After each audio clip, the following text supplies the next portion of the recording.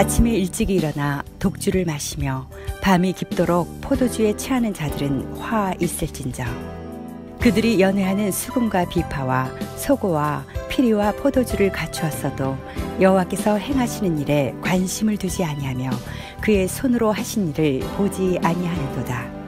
그러므로 내 백성이 무지함으로 말미암아 사로잡힐 것이요 그들의 귀한 자는 굶주릴 것이요 무리는 목마를 것이라.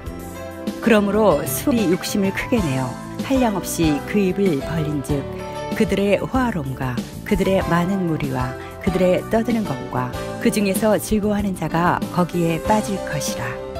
여느 사람은 굽으리고 존귀한 자는 낮아지고 오만한 자의 눈도 낮아질 것이로되 오직 만군의 여호와는 정의로우시며 높임을 받으시며 거룩하신 하나님은 공의로우시므로 거룩하다 일컬음을 받으시리니 그때에는 어린 양들이 자기 초장에 있는 것 같이 풀을 먹을 것이요 유리하는 자들이 부자의 버려진 밭에서 먹으리라. 오늘 제가 설교 제목을 정해놓고 좀 후회를 했습니다.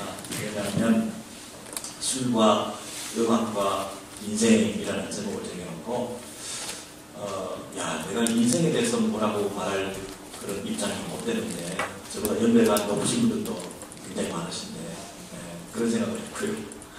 그리고 음악은 제가 무례한인데 음악의 전공자도 아니고 감히 음악에 대해서 뭐라고 내가 함부로 말을 할 수 있을까 이런 생각도 했고요. 술에 대해서는 더더구나 저보다는 여러분이 훨씬 아마 더 잘 아실 것 같은데 여러분 앞에서 술에 대한 얘기를 술과 음악과 인생에 대한 얘기를 한다는 게 좀 부담스러웠습니다. 참 후회가 됐어요.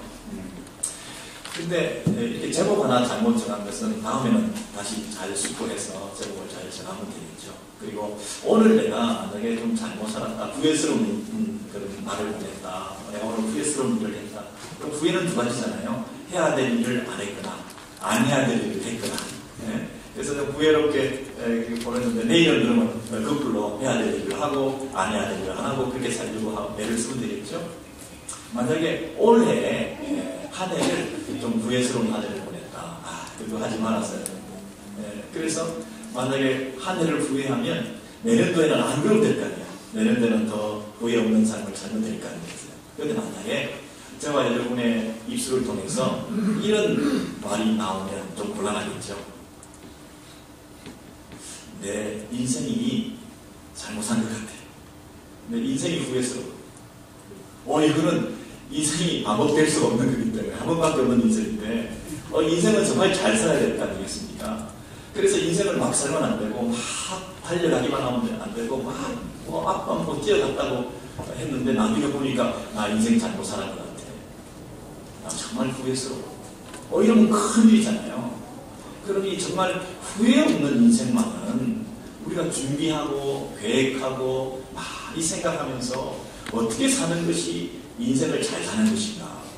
그리고 여기까지 우리가 달려온 인생이 있다고 한다면 앞으로 남은 인생은 그러면 다시 재점검해서 이제 인생의 남은 후반전은 어떻게 같은 실수를 되풀이하지 않고 더 잘 복된 인생을 살 것인가. 이거 굉장히 중요한 질문이 될 것 같아요. 여러분, 그런데 만약에 하나님께서 우리 하나님을 다 믿는 분도 계시고 다 믿지 않는 분도 계시지만 이 성경이 하나님의 말씀이라고 우리가 믿는데 하나님께서 우리 인생을 향해서 그건 아니다, 그 문제 있다 이렇게 말씀하는 구절이 있다고 한다면 한 번쯤은 귀담아 들을 필요가 있지 않겠습니까?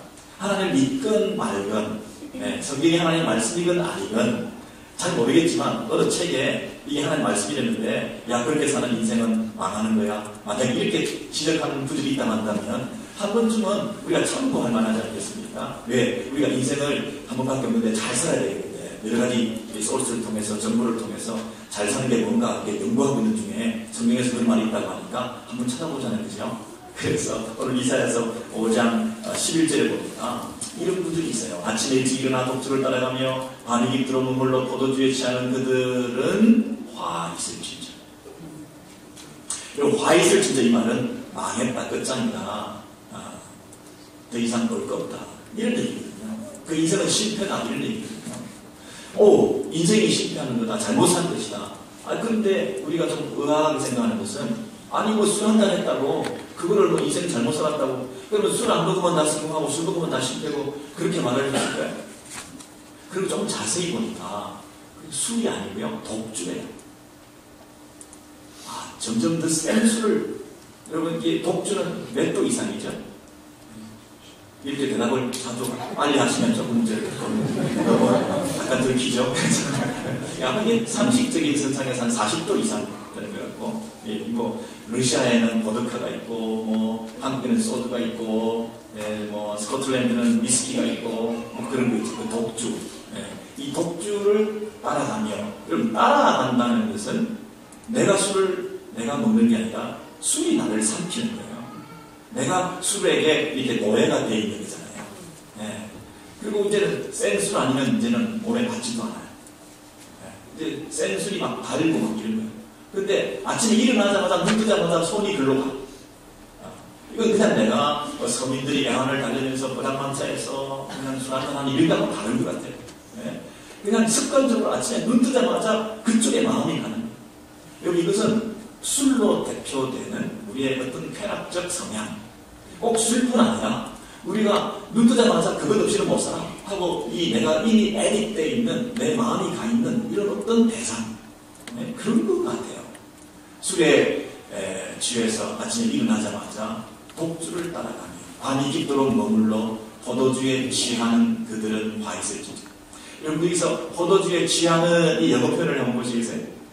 inflame이라고 했어요. 태운다. 불이 나서 나를 태운다. 뭐가요? 이 술이 나를 태운다. 나는 술에 의해서 불태워졌다. 여러분, 이 성경이 옛날 책 같은데요, 요즘 책하고 똑같아요. 여러분, 불금하시죠? 불타는 금요일. 이 금요일에 나를 막 태우는 거예요. 이 막 불타는 금요일을 내가 보내야겠다, 이런 얘기 있잖아요. 이런 게 성경에 나와 있어요. 여러분, 그런데 아침 일찍부터 저녁까지 하루 종일 그 생각만 하는 거예요. 여러분, 제가 감히 좀 조심스러운 표현이지만 아침에 일찍 일어나서 TV를 탁 켜는 거, 눈 뜨자마자 그냥 나도 모르게 손이 가는 거예요. 켜놔야 안심이 돼.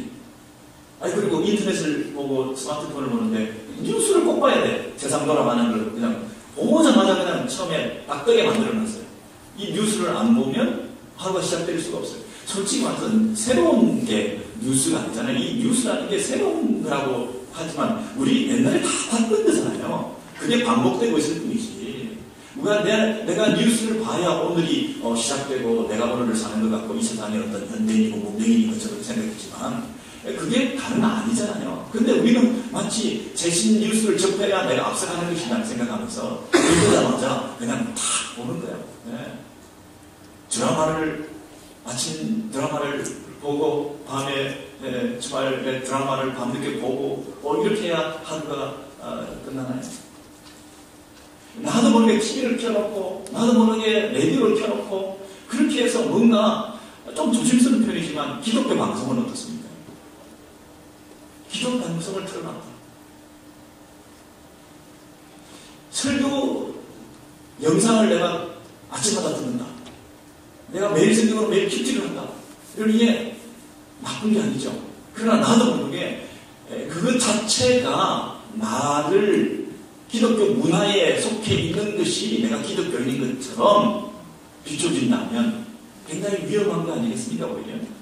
왜냐하면 그 당시 이스라엘 사회는 맨날 술 먹고 노는 사회가 아니에요. 아침 저녁으로 제사 드리던 사회였어요. 여러분, 상번제 아시나요? 제사의 종류 중에 늘 드리는 제사. 이 상번제는 아침에 양 한 마디를 바치는 거예요. 그리고 저녁에 또 양 한 마디를 바치는 거예요.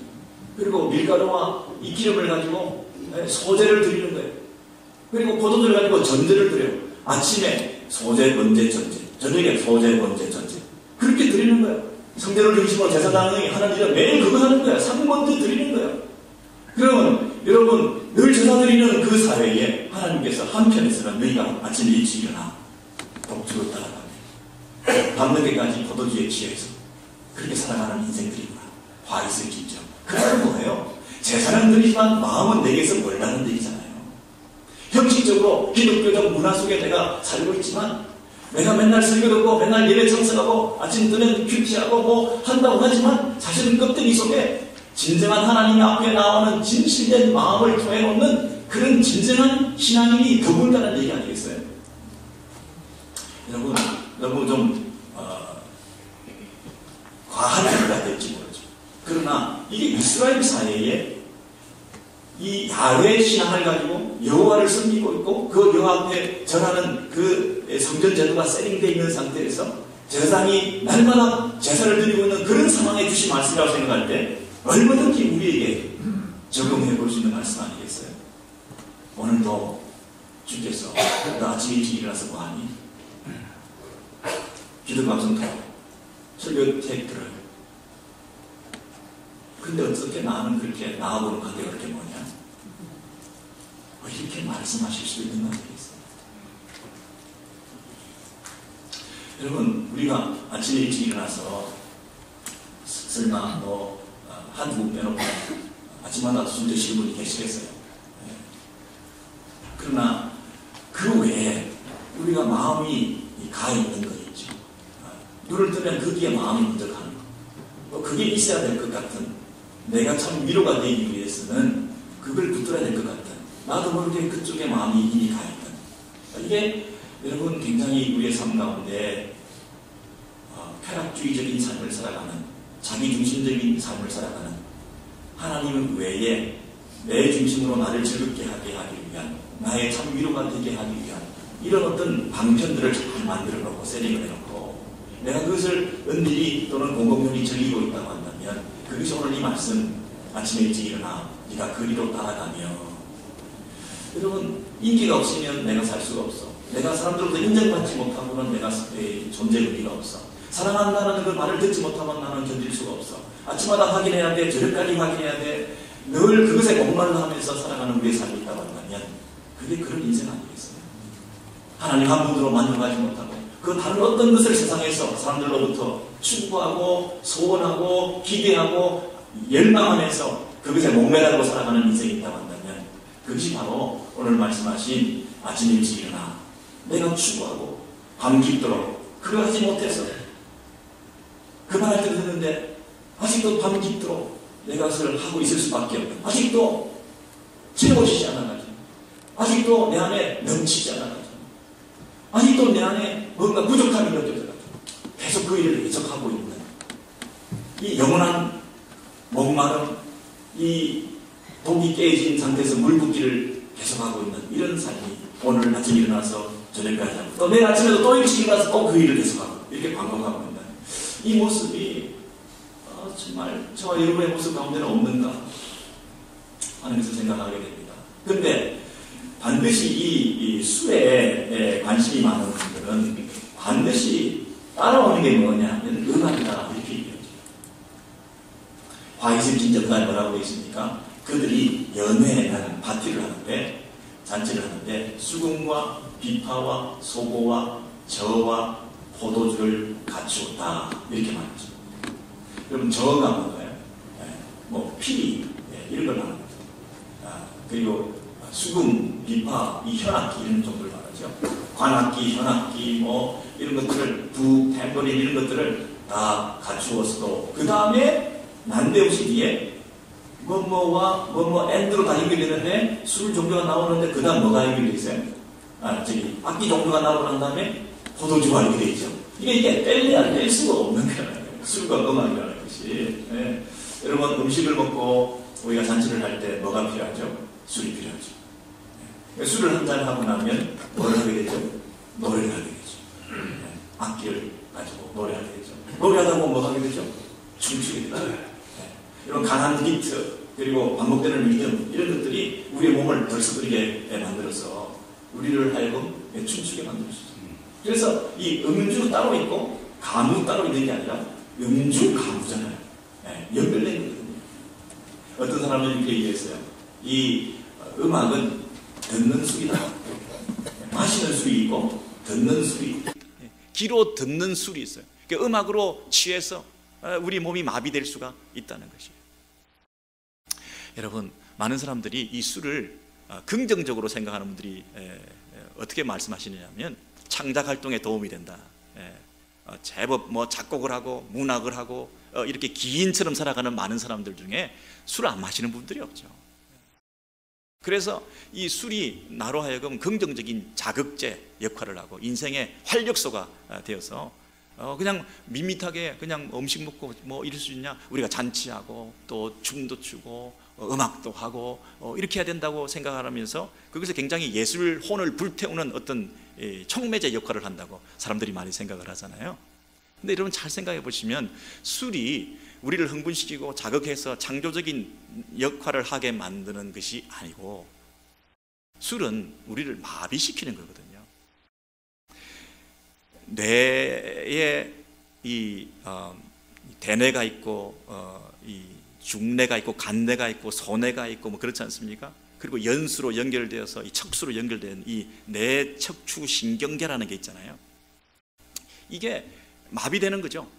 그러면 우리 안에 있는 좋은 그 기전, 좋은 메커니즘들이 있어요. 나쁜 것을 거절하고 반사회적, 반윤리적, 반도덕적인 이런 일을 하지 않으려고 하는 억제 기전이라는 게 있잖아요. 그 억제 메커니즘이 술을 통해서 이 뇌의 중추신경계 마비를 하게 되면 그 억제 기전을 억제하는 거거든요. 그래서 내 안에 있는 좋은 고상한 이런 어떤 기능들은 마비되고 나에게 원초적인 본능적인 것들만 나타나게 만드는 것이 술의 기능일 수가 있어요. 여러분 잘 생각해 보세요. 술이 나를 긍정적으로 창작을 하는데 도움을 주는 이런 역할을 해가는 어떤 분위기가, 여러분 술 마시고 나면 처음에 조금 뭐 영어로 뭐라 그래, 팁스라 그러나요? 약간 이렇게 한국 전문용어로 알딸딸한 이런 그런 상태에 들어가면 내가 약간 흥분되었다고 생각하고 이게 자극이 되었다고 기분이 좋다고 생각하고 그러잖아요. 근데 그게 흥분되고 자극이 돼서 긍정적으로 하는 게 아니라 마비된 거예요. 뇌의 좋은 기능을 억제시켰기 때문에 내가 앞으로 드러나는 것은 본능만 드러나는 거죠. 그게 감정적이고 또 동물적인 이 본능과 원초적인 이런 태폐적인 반사회적인 반율적인, 그리고 어떤 사람도 막 술 먹고 나서 정말 뭐 그냥 짐승보다 못한 짓을 하는 사람들도 있잖아요. 여러분 옛날에는 한국 사회에서 술 마시면 심신마비 상태이기 때문에 술김에 한 일들은 다 용서가 되잖아요. 아이 술 마시고 한 일인데 뭐 술김에 한 건데 뭐 이해해라, 용서해라. 그리고 벌도 처벌도 오히려 약해지잖아요. 요즘은 안 그렇습니다, 여러분. 왜냐하면 내 본능을 표출하기 위해서 일부러 마비시킨 거거든요. 어떤 면에서는 무기 없이 뭐 이렇게 나쁜 이 도구 없이 그냥 우발적으로 죄를 지은 것보다도 이 미리 준비해가지고 이 도구를 가지고 의도적으로 누군가를 해했다면 그 더 큰 벌을 받는 거잖아요. 어떤 면에서는 술을 미리 마신다는 얘기는 이미 이 도구를 준비하는 거예요. 내가 본능적으로 더 이게 무장해가지고 더 너에게 가해를 심하게 하겠다는 얘기거든요. 그래서 요즘은 미리 술 마시고 범죄하면 가중처벌 받습니다. 면책 사유가 되는 게 아니라. 그러니까 우리가 술의 기능을 잘못 오해해서 긍정적으로 볼 게 아니라 이걸 마셔서 내가 마비되어 가지고 내가 더 이상 통제되지 않는 상태에서 본능적인 짓을 하게 되는 거구나. 그래서 우리의 술 마시고 그 다음에 이후에 계속해서 연결되는 이 음주 가무라는 것이 결과적으로는 부정적인 태폐적인 방향으로 갈 수밖에 없게 만드는 것이라는 거죠. 그래서 여러분 이 술을 너무너무 긍정적으로 보지 마시라는 거예요. 그리고 그것은 항상 음악과 연결되어 있다는 거예요. 비파와 소고와 저와 포도주, 이게 같은 맥락에서 늘 이렇게 상승작용을 하게 되는 거죠. 여러분 술을 음악 없이 마실 수도 있어요. 근데 그 취기가 다르다 그러잖아요. 음악과 함께 마시는 술 마시고 음악을 하는 거하고 그냥 혼자서 고립된 상태에서 술 마시는 거하고는 그게 상승 효과가 다르다 그러거든요. 그래서 술 그리고 음악 이런 것들이 우리를 취하게 만들 수 있다고 하는 것, 여러분 이것을 꼭 우리가 기억하게 될 때 이것이 우리를 자유롭게 만드는 게 아니라 사실은 오히려 억제시키고 마비시켜서 우리를 본능적으로 가게 만든다는 것입니다. 여러분, 이런 인생을 우리가 살아갈 때 사람들은 그것을 부정적으로 봐야 되는데, 세상에 있는 많은 사람들은 그것을 오히려 참 훌륭한 것처럼, 멋진 것처럼 이렇게 보는 경향이 있어요. 우리가 술을 모르고, 술 먹고 놀 줄 모르고 자기를 억제해서 더 이상 진전되지 않도록 하는 이런 것을 훌륭하게 생각하지 않고, 오히려 멋이 없고 또 겁이 많고 뭘 놀 줄 모르고 이런 사람으로 오해를 받잖아요. 자기들은 세상에서 그냥 한잔하고 계속 고 해서 계속 그 본능적으로 동물적으로 계속 하는 것을 잘 놀았다, 멋있다, 정말 깬 사람이다, 앞서가는 인간들이다, 우리가 이렇게 세상을 즐기고 있다, 이렇게 착각을 하거든요. 근데 우리를 향해서 뭘 모른다 이렇게 얘기를 해요. 자기들은 뭘 안다고 얘기를 해요. 세상 사람들이 기독교를 믿지 않는 이유가 우리는 뭘 모르기 때문이고 자기들은 더 많이 알기 때문이라고 얘기하잖아요. 근데 오늘 말씀에 가면, 그럼 본문을 다시 한번 보시면요, 11절부터 13절을 보시면 모르는 것은 그들이다 얘기를 해요. 우리가 모르는 게 아니라 그들이 뭘 안다고 생각하는데 그들이 무지하다고 얘기를 해요. 본문 말씀 끝에 보시니까 이러므로 나의 백성이 무지함을 인하여 사로잡힐 것이다. 사로잡힌다는 것은 화 있을진저, 그 말과 똑같은 말이죠. 아까 인생 실패야, 인생 그렇게 살면 끝장이야, 너는 포로로 잡혀가, 망하게 되는 거야, 너희들은 망하게 되는 거야, 사로잡혀가는 거야. 어떻게 해서 망하게 됐습니까? 무지함을 인하여, 지식이 없어가지고. 여러분, 세상에 아니 지식이 없다고 이렇게 망할 수가 있습니까? 무지하다, 지식이 없다는 얘기는 뭘 얘기하는 거죠? 그 앞에 보시면 여호와의 행하심을 관심치 않으며 그의 손으로 하신 일을 생각지 않는도다. 이러므로, 우리가 왜 지식이 없냐? 생각을 안 하니까. 우리가 왜 망하게 됐냐? 이 세상에 돌아가고 있는 하나님의 일에 대해서 관심이 없으니까. 그게 무슨 말입니까? pay attention이라고 그랬죠. 하나님의 행하심을 전혀 주의 깊게 보지 못한다. 여러분, 이 세상을 한번 보세요. 하나님이 눈에 보이지 않지만 조금만 우리가 관심을 가지고 보면, 아, 이 세상이 창조주가 계시구나, 조물주가 계시구나, 이 세상에 그 누군가가 섭리하고 계시구나, 보이지 않는 큰 손이 있구나. 그걸 조금만 생각하면, 아침에 일찍 일어나서 나는 독주를 마시는데 저녁이 될 때까지 또 진탕 놀았는데, 그냥 하루 종일 아침 저녁 왔다 갔다 바쁘게 살았는데, 그 다음날 또 아침이 될 때 이 아침은 그저 반복적으로 자연스럽게 주어진 것인가? 이 아침에 다시 내가 눈을 뜨게 한 그분은 누군가?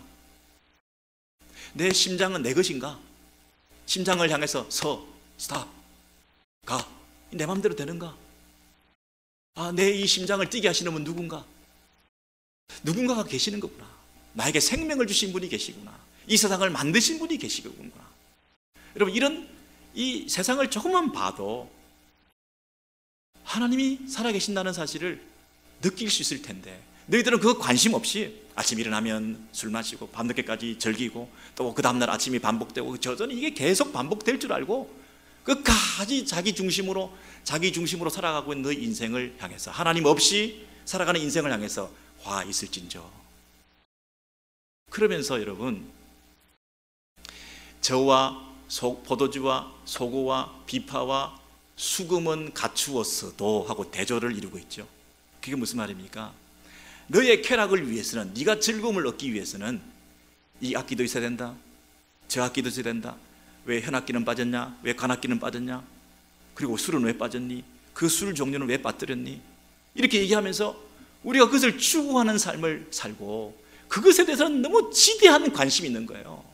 나를 즐겁게 하고 우리 잔치를 행복하게 만들기 위해서는, 내 인생을 내 인생답게 살게 하기 위해서는 구색을 갖춰야 되는 거죠. 이것도 있어야 되고 저것도 있어야 되고 다 있는데, 하나님께서 너를 위해서 갖추어 놓은 것은 왜 보지 못하냐? 네가 잔치를 위해서 이것 준비하고 저것 준비하고 다 하는데, 하나님께서 너를 위해서 준비해 놓으신 것을 왜 보지 못하느냐? 이 세상 천지에 하나님이 일하고 계시는 것을 너는 보지 못하느냐? 그렇게 말씀하시잖아요. 생각지 않는도다. 여러분, 이 생각이라는 것이 얼마나 중요한지. 우리가 생각 없이 어떤 사람은 일하고 막 일 중독에 사는데, 우리가 열심히 일해야 되는 것과 함께 우리가 해야 될 일은 뭐라고요? 열심히 생각해야 되는 거예요. 생각 좀 해봐라. 이스라엘 백성들에게 생각 좀 해봐라. 너의 하나님이 계시지 않느냐? 왜 제사를 드리고 예배를 드리게 했니? 형식과 껍데기만 반복하라고? 나는 참 제사를 너희로부터 받기를 원하는데 너 마음의 제사는 언제 드릴 거니? 우리를 예수 믿고 교회로 불러 모아주셔서 예배 드리게 했는데 우리는 언제까지 우리 속에 있는 그 깊은 것을 하나님 앞에 내어놓고 하나님과 1:1의 관계가 회복될 수 있을 것인가? 아침 일찍 일어나면 하나님을 찾을 것인가? 그 어떤 하나님과 나 사이의 어떤 매개체를 통해서 하나님을 찾는 것처럼 하고 살 것인가? 아니면 1:1로 정말 하나님 앞에 대면하면서 그분과 함께 살 것인가? 화 있을진저. 이 말씀이 여러분 좀 부담스럽죠? 추수감사절에 이 무슨 화 있을진저. 그러나 정말 하나님께서 우리에게 축복을 주시기 위해서 이 말씀을 통해서 우리에게 경고하시고, 정말 너와 나의 그 특별한 그 관계, 너는 내 백성이고 나는 너의 하나님인데 왜 그런 특별한 이 관계를 통하여 누리는 그 기쁨을 상실한 채 그냥 형식적인 관계만 유지하고 너는 너 즐거움을 추구하며 아침 저녁으로 뛰어다니느냐, 그 얘기잖아요. 나는 너 안에 기쁨을 얻고 너는 내 안에 기쁨을 얻는 이거 외에 왜 너는 믿는 척하고 나와 관계 있는 척하면서 명목상의 신자인 척하면서 그러나 너 즐거움은 딴 데 가서 찾냐, 그 얘기잖아요. 왜 아침에 눈 뜨면 나 찾지 않고 독주를 찾냐? 네가 좋아하는 것 더 찾아가냐? 아침 저녁 이렇게 반복될 줄 아느냐? 여러분, 조금만 생각을 하면 이 세상이 공평한 사회가 아닌 것처럼 보이지만 악인이 형통하고 의인이 고난을 당하는 이런 불공평한 세상인 것처럼 보여서 하나님 살아계시지 않고 뭐 이런 악인이 행세하는 이런 가운데 내가 예수를 신실하게 믿었는데 나는 이렇게 늘 복을 받지 못하고 눈물을 흘리게 되면 나 이 하나님 포기하고 싶고 안 믿고 싶다, 이렇게 말하는 세상에 우리가 살고 있지만, 그러나 여러분, 조그만 연륜이 있으시고 연세가 되시는 분들의 삶을 돌아보고 그분들의 조언만 받아도, 그분과 상담하면서 조금만 생각을 해봐도, 야, 인생 길게 봐야 돼. 내가 한 7, 80년 살았는데도 하나님 살아계신 걸 내가 느꼈어. 내가 젊은 시절에 했던 그 모든 작은 수고도 하나님께서 다 기억하시더라. 내가 자녀들을 위해서 했던 그 기도, 내가 저 인생은 왜 저렇게 잘 풀리지 생각했는데 그 부모들이 그렇게 기도했대. 이런 말을 우리가 공공연히 하면서 하나님은 살아계시고 공평하게 일하시고 우리가 하나님 앞에 헌신한 거 기억해 주시고, 우리는 별거 아니지만 하나님을 위해서 마음을 들였을 때 하나님은 더 크게 보상해 주시고, 여러분, 죄를 지어도 정말 죄를 오래 지을 수는 있지만 죄를 끝까지 지을 수는 없는 거 아니겠어요? 왜냐하면 거룩하신 하나님이 그 죄를 싫어하시니까. 이 죄에 대해서, 의에 대해서 하나님께서 심판하시는 분으로서 공평하게 모든 것을 역사하고 계신다고 하는, 조금만 길게 생각해 보면 하나님이 살아계신 게 분명한데, 심은 대로 거두시는 분이신데 왜 그것을 생각하지 않냐? 선인과 악인에게 동일하게 비를 내리시고 해를 주시는 분이신데, 인생이 세상을 지배하고 통제하고 있는 것처럼 보여도 하나님이 붙들고 계시는 거야. 네가 이 땅에서 최상품을 개발해내고 최고의 발명품을 개발해내고 뭐 AI를 만들고 뭐 무인 자동차를 만들고 이 세상에서 뭐 온갖 과학기술이 발달해가지고 앞서가는 것처럼, 잘난 것처럼, 모든 지식에 뛰어난 사람인 것처럼 산다 할지라도, 한 시간만 해가 없으면, 하루만 해가 없으면, 뭐 10초만 흔들어 놔도, 여러분, 하나님께서 이 세상을 지배하시고 통제하시고 지금도 섭리하고 계신다는 그 사실을 조금만 생각해 봐라. 그러면 그분 없이 어떻게 네가 아침 저녁으로 너 쾌락만을 위해서 살겠냐? 어떻게 그분을 무시하고 그분을 상수로 인정하지 않고 하나의 조그만 변수로 생각하면서, 아니 변수로도 생각하지도 않고 네가 네 인생의 상수가 되어서 그렇게 너 중심으로 아침 저녁으로 그렇게 뛰어다니며 너 즐거움을 추구하고 구색을 갖추고 이 학기도 필요하고 저 학기도 필요하고 네 인생에 이 즐거움도 필요하고 저 즐거움도 필요하고, 그렇게 너를 위해서는 그렇게 과시하고, 너를 위해서는 그렇게 과대하게 예민하게 그렇게 자기의 만족을 추구하고, 너와 너의 가족과 자식들을 위해서는 그렇게 많이 모아놓고 쌓아놓고 너 젊은 이 안전을 도모하고 안녕을 추구하는 그런 삶을 살면서 하나님은 어디 갔니? 만약에 오늘 밤 너를 데려가면 어떡할래? 여러분, 우리 인생에 마지막이 있다는 걸 의식하고 사는 삶과 마지막이 있다는 것을 의식하지 못하고 사는 삶은 천냥지차죠. 톨스토이가 그런 얘기를 했어요, 여러분. 죽음을 의식하지 못하고 살아가는 삶은 짐승의 상태와 가깝고, 죽음이 시시각각 다가오고 있다고 하는 것을 의식하고 살아가는 삶은 신의 상태와 가깝다. 여러분, 너무 훌륭하신 분의 얘기죠. 네. 여러분, 우리가 죽음이 다가온다, 끝이 없다, 심판이 없다, 종말이 없다, 오늘 아침에 독주를 마시고 오늘 저녁까지 취해 있고 내일 또 그 일을 계속하고, 이 일들을 자기가 즐거워하는 대로 자기가 원하는 대로 이렇게 반복적으로 살아가는 이런 삶이 있다면 내일은 계속 된다는 거잖아요. 죽음이 마치 없는 것처럼 계속 그 삶을 계속 산다는 거잖아요. 그러니 우리의 이 본능대로 사는 거거든요. 짐승도 주인을 알아본다 그러잖아요. 근데 우리는 주인을 못 알아봐. 하나님도 없어. 우리는 내 인생의 주인으로 이렇게 사는 거야, 계속. 이게 뭡니까? 짐승보다 못한 짐승의 상태에 가까운 거죠. 근데 죽음이 있다, 종말이 있다, 마지막이 있다, 그걸 의식하고 우리가 살아가면, 여러분, 죽음이 오늘 밤에 나에게 음습할 수 있다고 생각을 하고 마지막 심판대에 내가 쓴다고 생각하고 살아가는 삶은 삶의 껍데기들은 다 가라. 가장 중요한 것, 가장 중심적인 것만을 추구하며 살지 않겠습니까? 여러분, 사형수가 이제 얼마 남지 않았어요. 시한부 인생을 사는 사람이 있어. 내가 시시각각 다가오는 삶이 너무너무 귀하고 그 한순간 한순간 너무너무 소중한 거 아니겠어요? 그 시간 뭘 하겠어요?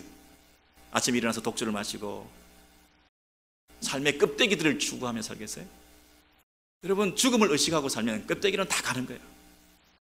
죽음을 의식하지 않고 살면 껍데기들만 추구하고 사는 거예요. 이게 천냥지차예요. 신의 상태와 동물의 상태. 우리가 양면성을 가질 수 있다는 거죠. 여러분, 이 안중근 의사라는 분을 여러분 아시죠? 이 안중근 의사가 이토 히로부미를 제거하고 이제 감옥에서 죽기를 기다리고 있는 그런 상황인데, 안중근 의사가 천주교인으로서 이 세례명이 도마입니다. 도마. 그리고 그 어머니가 조마리아라고 하는, 마리아라는 세례명을 가지고 있는 천주교인입니다. 그래서 어머니가 아들에게 편지를 보냅니다. 네가 만약 늙은 어미보다도 먼저 죽는 것을 불효라고 생각한다면 이 어미는 웃음거리가 될 것이다. 너의 죽음은 너 한 사람의 것이 아니라 조선인 전체의 공분을 짊어지고 가는 것이다. 네가 만약 항소를 한다면 그것은 일제의 목숨을 구걸하는 짓이다. 옳은 일을 하고 받은 형이니 비급하게 삶을 구하지 말고 대의에 죽는 것이 어미에 대한 효도이다. 어미는 현세에서 너와 재회하기를 기대하지 않으니 다음 세상에는 반드시 선량한 천부의 아들이 되어 이 세상에 나오느라.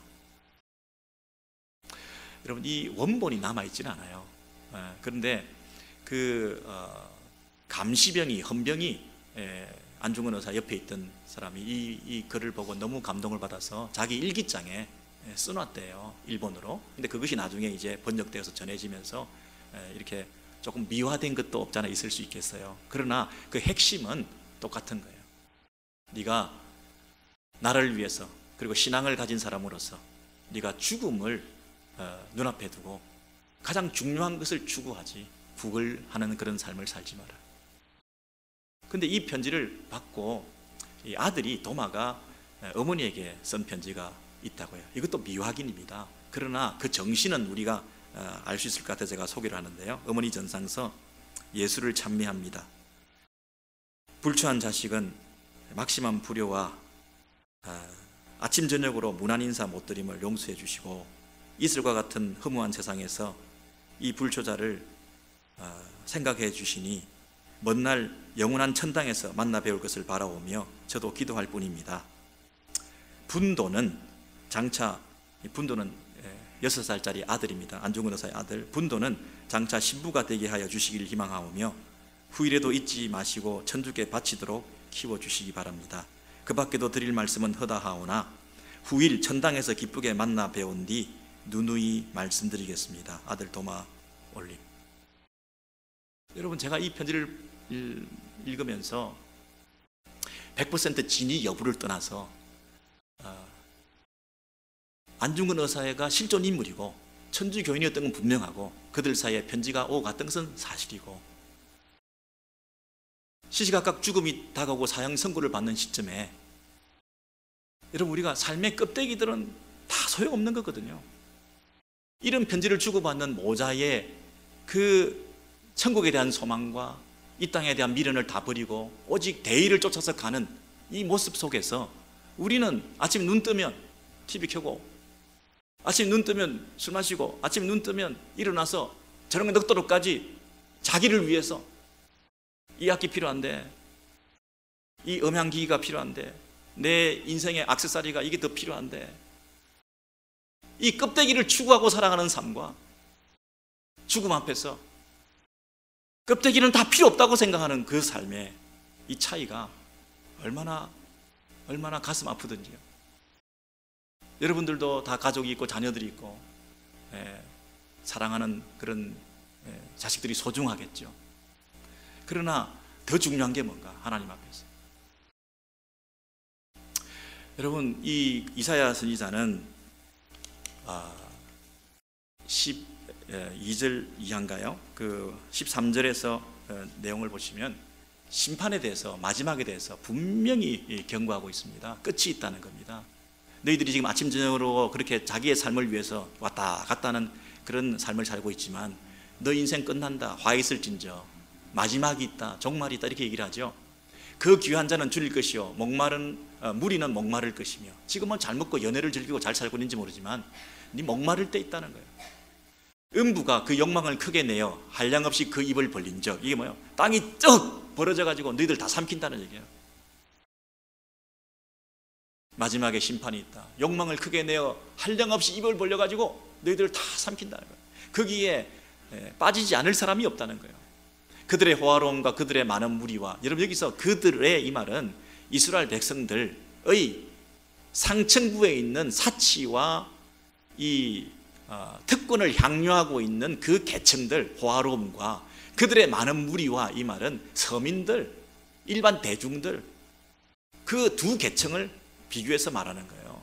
그 귀한 자는 줄일 것이요, 그 말도 이 귀족들과 그리고 무리는 서민들과, 이게 서로 계층의 차이가 없다는 거예요. 모두가 다 멸망한다는 거예요. 비싼 술을 먹거나 싼 술을 먹거나 그게 차이가 없다는 거예요. 왜? 둘 다 취해 있으니까. 지도자를 탓할 거 없다는 거예요. 밑에 백성들도 마비되어 있다는 거예요. 토럴리 다 부패한 상태에서 다 심판받을 수밖에 없는 그 영적 상황을 얘기하는 거예요. 여러분, 인생은 두 가지 부류로 맨날 나누잖아요. 가진 자와 못 가진 자, 배운 자와 못 배운 자, 보수주의와 진보주의자, 공산주의자와 자본주의자. 소용없다는 거예요. 다 똑같다는 거예요.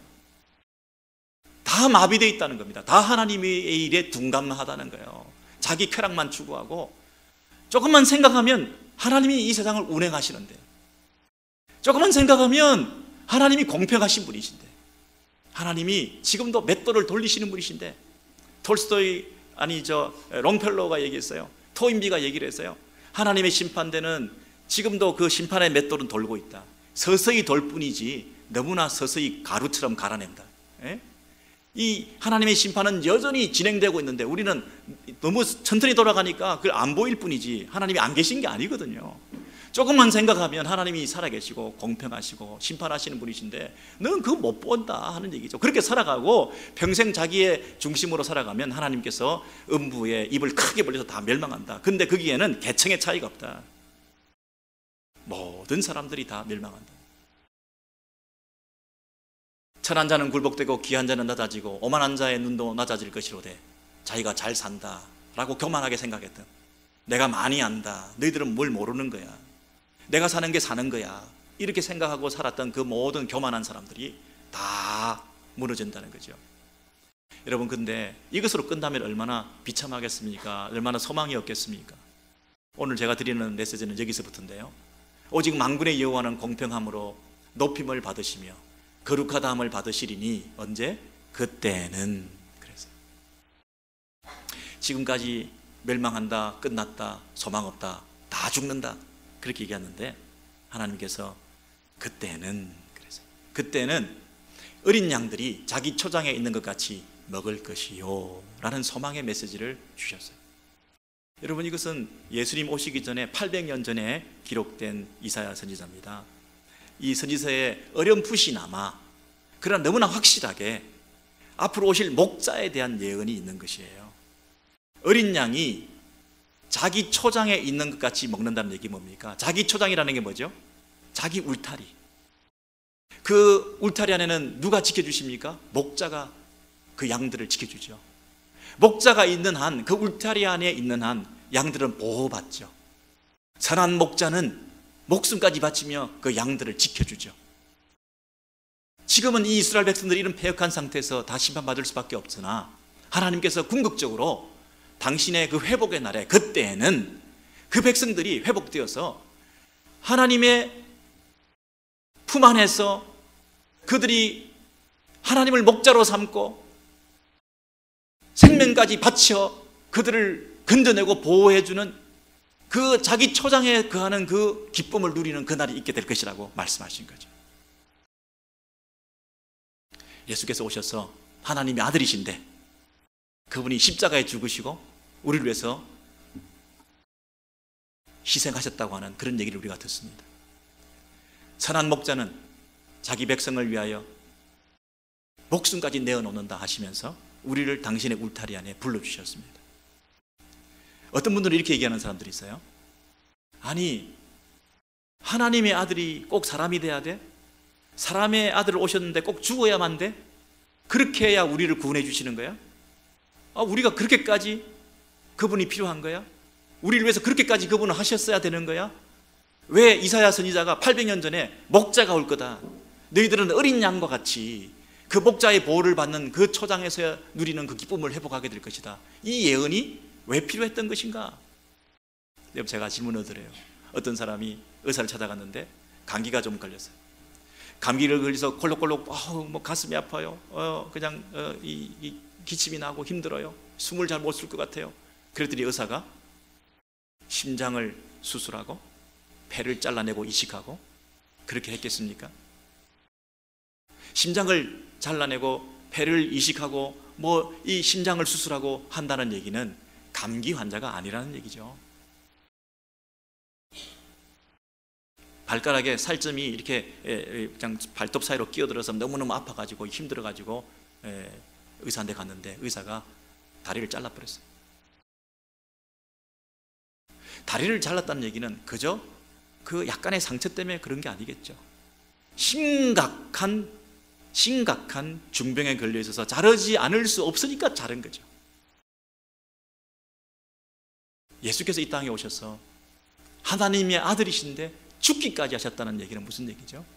우리가 그만큼 하나님께 반역했다는 거죠. 우리가 그만큼 그 죄가 깊다는 거죠. 하나님의 아들이 오셔서 죽으셔야 될 만큼 우리는 토럴리 계층에 관계없이 모든 인생이, 인류가 다 소망이 없는 절망 가운데 음부의 이별 벌쩍 활짝 열린 그 속에 다 빠져들어 죽을 수밖에 없는 상태에 있는 우리의 모습이었다는 거죠. 우리가 지식이 없었다는 거죠. 우리가 가진 것이 없었다는 거죠. 우리가 내세울 것이 아무것도 없다는 거죠. 우리 인생은 절망밖에 없다는 거죠. 우리 인생 가운데 소망이라는 건 아무것도 없는 상태에서 이 피조물들이 다 오염되어 있기 때문에 창조자가 오실 수밖에 없었던 거죠. 그분이 우리의 구원자로 사람이 되어 오셔서 우리를 위해서 흘리신 십자가의 그 능력을 통해서라야만, 그분의 죽음으로야만 우리를 건져내실 수 있는 유일한 방법 하나밖에 없었으니까 그분이 죽으신 거죠. 만약에 그분이 오셔서 우리에게 좋은 레슨을 주시고 가르쳐 주시고 선생으로서 도덕적인, 윤리적인 이런 말씀을 많이 주시고 떠나셨다고 한다면 우리는 그러면 굉장히 꽤 괜찮은 인간들이었다는 존재들이죠. 우리는 그것만 개선하면 되니까.